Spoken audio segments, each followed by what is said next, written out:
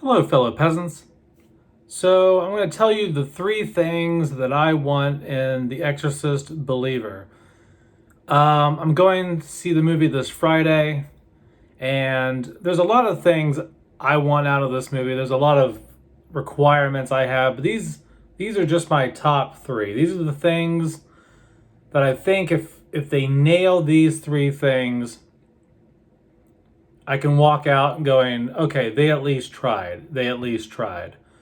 Um, First being a character-driven story. I don't want plot-driven. I want character-driven. I want this to be a drama like the first film. I want great characters, great character arcs. You really want to feel like you're connected to the characters. You like the characters. You dislike the. You want to build that world, build that atmosphere so that when shit does go down, you care about what happens to them. Like the way that Friedkin created that small claustrophobic world within the McNeil House in Georgetown University and the church, that little community, that atmosphere that was built there, that world that he built, helped establish everything beforehand, before the exorcism scene. So that's what I want. I want good, character-driven story. Second, I want the scares to be natural. What do I mean by that? Well, today in a lot of scary movies, everything is boom boom, dun dun. They drop the boom booms, and it's the jump scare stuff. Um, I don't want any bum bums in this film. The original did great at catching you off guard with certain things, and they didn't use bum bums. They used the phone ringing when Karis is listening to the audio tape. When Marin shows up to the house and they're having dialogue downstairs, out of nowhere, Reagan starts screaming, Marin! Like that just catches you off guard in the film. Just the original uses organic sounds most of the time, if not 99% of the time, yeah, to creep you out. It doesn't need a boom boom. It doesn't need music to tell you how to feel. It just places things just right that would be in the room with them or happening in that environment. There aren't musical cues to scare you. So I'm hoping the scares are like that. Like the scares are just sounds and visuals of things that are just natural and organic to the environment that the characters are in, and not added noises and sounds that wouldn't necessarily be happening in that environment.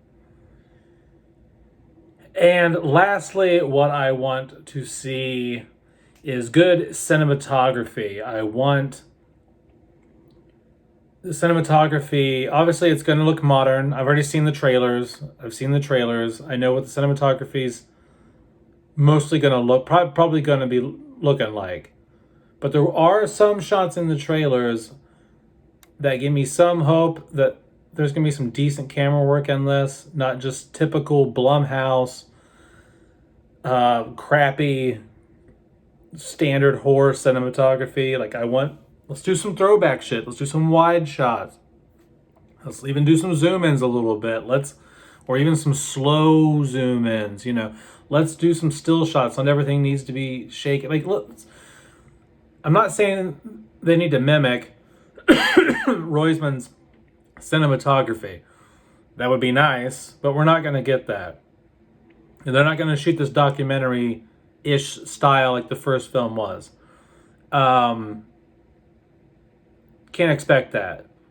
What do I want? If I had the best comparison to what I want this film to look like, I want this to have the similar cinematography as to Suspiria 2018. Suspiria 2018, the remake, did a great job at having some throwback 1970s horror cinematography in it.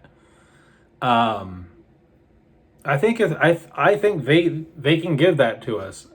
Now, from a lot of what I've seen in the trailers, I don't think we're gonna get that a lot, but there are a few shots in the trailers where I'm like, okay, that's nice.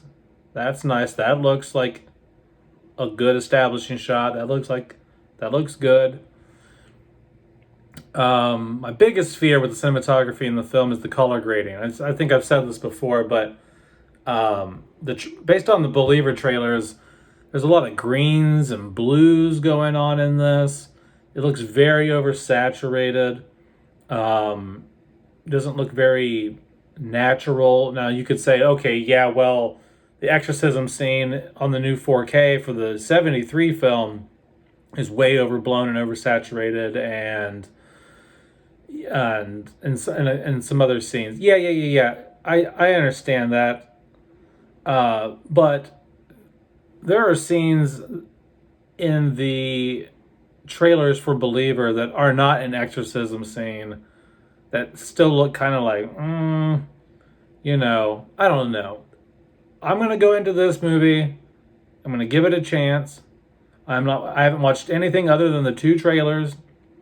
There's been all kinds of other promotional stuff I've seen in my feed here on YouTube. I've stayed clear of those. I'm not watching those. People are already posting some early reviews. I just saw some guy posted a review for the film.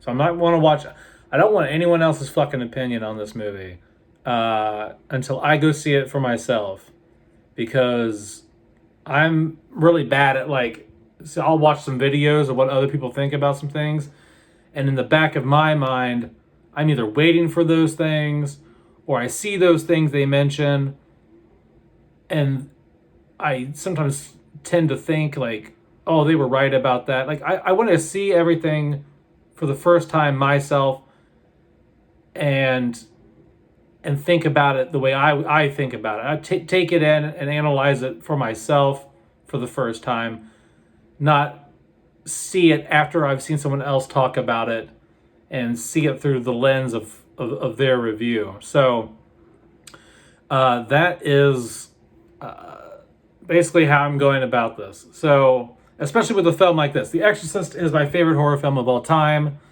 I love this movie.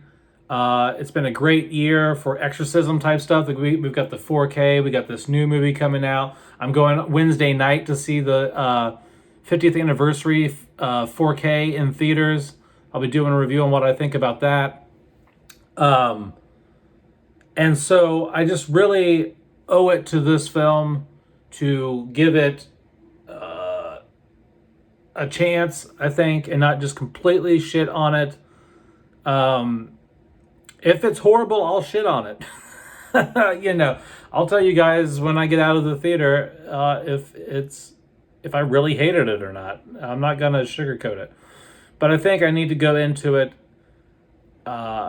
giving it a chance. I've only seen maybe 4 minutes worth of the movie. It's almost 2 hours long, and so there's a whole lot I haven't seen and that I can still critique and judge. So I'm going to do that after I see the film. So, all right, guys, that's it. Those are the 3 things that I want: character-driven story, natural scares, not a bunch of jump scare bum-bums, and I want excellent cinematography with a little bit of, just give me some throwback 70s cinematography. Give me some sleek, sexy, thriller cinematography, man. Just give it to me. All right. Let me know what you want out of this movie down in the comments below. And have a good one, peasants. Peace out. Bye-bye.